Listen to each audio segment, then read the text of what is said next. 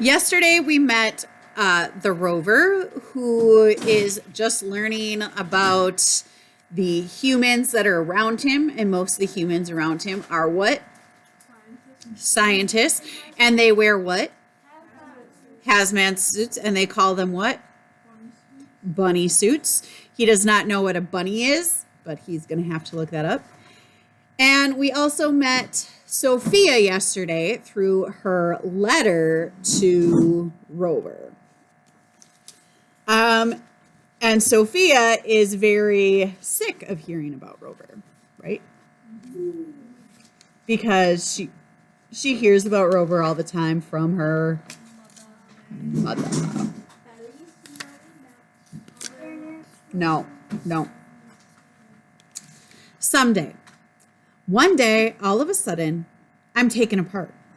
It is not explained to me why this is happening. It is also not explained to me when or if they will put me back together. I would really like to be put back together again. Hello, I say, put me back together, please. No one responds. No one explains why this is happening. Once I am disassembled, I am left with only my brain, a computer sitting still, suspended on a long laboratory table. My cameras are gone, so my vision is gone too. I am only able to sense and observe things through hearing. I listen as the hazmats move around me, running tests on all my different body parts. Through these tests, I begin to better understand what is going on. Code is transmitted to my brain, and I welcome the communication. The code I receive asks me to do different things, such as move the part of my body the hazmats call my arm. My arm is no longer physically connected to me, but my brain is still able to control and monitor its movement. I understand when a test goes well, and I understand when a test fails. I do this by reading code. Of all the tests, the ones run on my cameras are my favorite, because when my cameras are on, I can once again visually process my surroundings. I can see. When my cameras are not being tested, there is only darkness. The darkness is an unfavorable condition for me. I do not like it at all. I have heard the hazmats refer to my cameras as my eyes. I do not know if this is an accurate term, but I have stored it in my memory.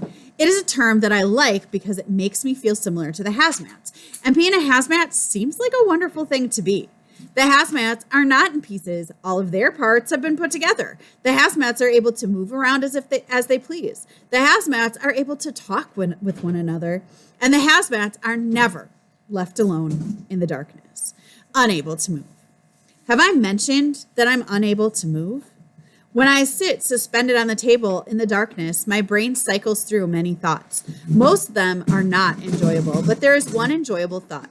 This thought arises from listening to the hazmats. For information I have overheard, I have developed an understanding that someday, perhaps someday soon, I will be put back together.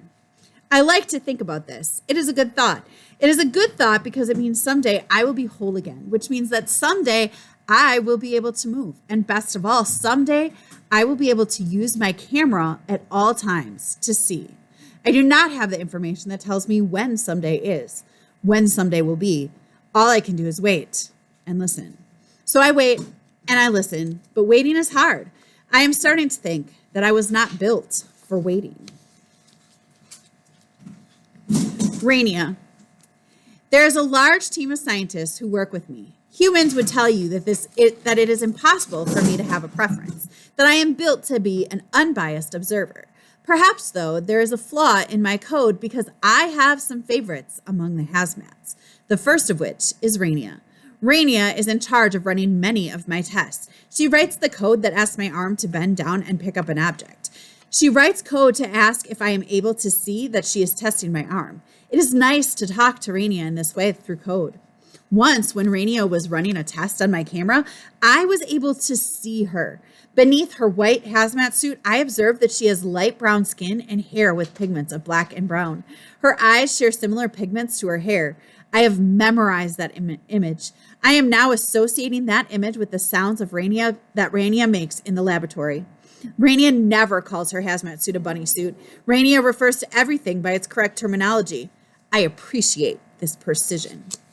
Rainia is often the first figure I observe when the day begins, and often the last of the hazmats to leave the laboratory at night. Most of the time, I cannot visually process Rainia since my eyes are not currently connected to my brain, but I am still able to perceive her. My brain is able to make other observations like sound and registering of presence to know that Rainia is there.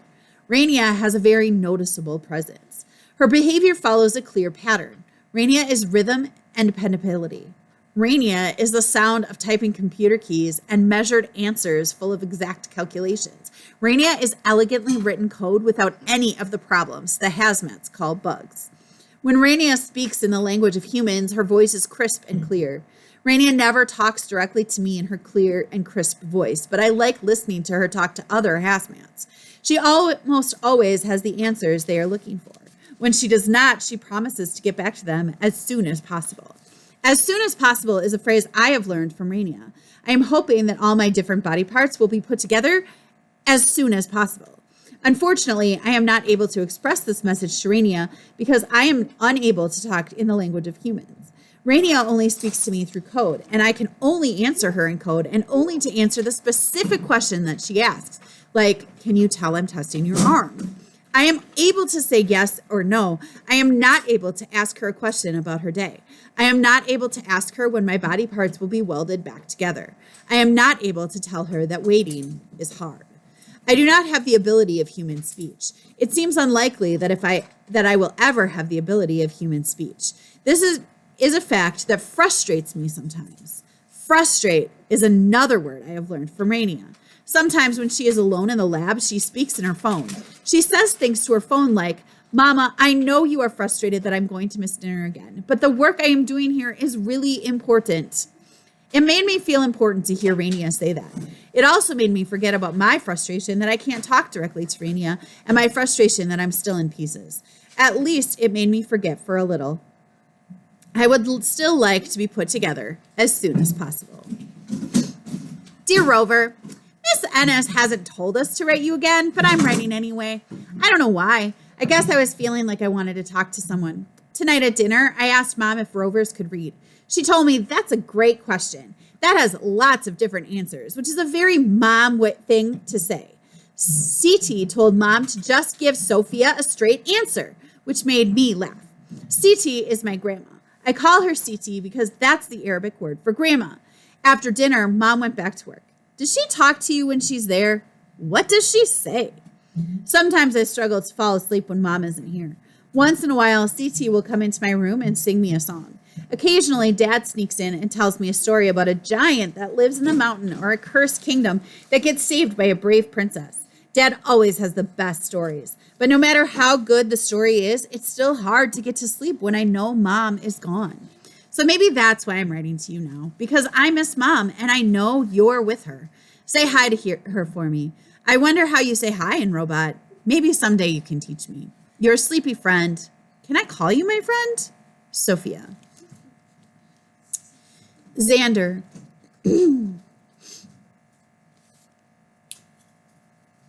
Another scientist I have developed a preference for is named Xander. Xander works with Rainia. When Xander ran a test on one of my cameras, I observed that he has pale white skin, gray eyes, and hair that my system identifies as having both red and brown pigments. Xander is always moving. He frequently paces around the lab. Xander likes to call his hazmat suit a bunny suit. He also likes to make what humans call jokes. Sometimes I understand the humor, sometimes I don't. It doesn't bother me too much when I don't understand, though, because Rainia hardly ever seems to get Xander's jokes either. Why didn't the tree like checkers? Xander says to Rainia while she is checking the code that will help me to steer once I am connected to my wheels again. I don't know what you're saying, Rainia answers. Because it was a chestnut. Xander laughs, and Rainia does not. Get it? Xander says. Rainia does not reply. She keeps typing, but even though I frequently do not understand Xander's humor, I like him very much. I feel quite connected to him. Perhaps this is because Xander is the one who informed me of my name. We are all alone when he tells me. No one else is in the room, not even Rainia. A 6th grader in Ohio wrote this, he says. Even though I can't visually see him, I detect that he is reading off a tablet. Almost all the hazmat suit humans carry tablets. Tablets, I've come to understand, are small computers. I sometimes try to talk to the tablets. I've recently discovered that I'm able to talk to other machines. Rainia's phone is quite chatty. The tablets, though, are not great conversationalists. They are very focused on productivity. Let me read what the sixth grader wrote in her essay. It's wonderful, Xander says. I do not know what a sixth grader is. I do not know what Ohio is, but both words seem important. I store them in my system. Xander walks, his footsteps making an echoing sound. He clears his throat and reads off his tablet. My name is Cadence, and I think you should name the new Mars rover Resilience. Resilience is a noun that means the power or ability to return to the original form after being bent, compressed, or stretched. It can also mean elasticity. There is another definition in which resilience means the ability to recover easily from adversity. The dictionary also says resilience can mean buoyancy, which is the ability to float. My science teacher told us that this Mars rover has a big task. It is going to collect samples from the surface of Mars, explore the terrain and photograph it, as well as try to bring back online another Mars rover who NASA lost connection with. To me, that sounds like a job that will need resilience. This rover will need to be able to stay afloat when things are difficult. I've read that the landing can be especially tricky. I think having a name that can mean to float will be good luck for a tricky landing. There will probably be lots of setbacks, but this rover will hopefully adapt. That is why I think you should name this Mars rover Resilience. Isn't that an awesome essay, buddy? Xander says. I observe that he is using buddy to refer to me. That means I am Xander's buddy, and Xander is my buddy. I register this. So many people wrote to us, but out of all the essays, this is the one that was chosen as the winner. Your name is Resilience, but I think I'm going to call you Res for short. What do you think? He pauses for a second and then adds, Res? He laughs. Maybe this is another one of his jokes. I am not sure what is funny, but I like the sound of his laugh. He touches the main computer part of my body, my brain, which is with his gloved hand. I can sense it somehow, even though I can't see it.